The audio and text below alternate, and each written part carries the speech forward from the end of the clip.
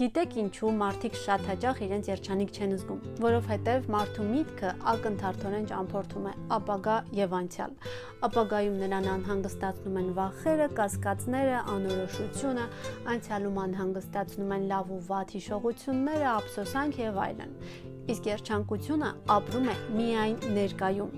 Դու ապրում ես ներկայում, գոյություն չունի ուրիշ ժամանակ, անցյալը չկա, ապագան դեռ չի եկել։ Դու պետք է կենտրոնանաս միայն ներկայի վրա, քաղես միայն ներկայի պտուղները, երջանկանաս նրանով, ինչը ունես դու այս պահին, հավատա դու ունես դա։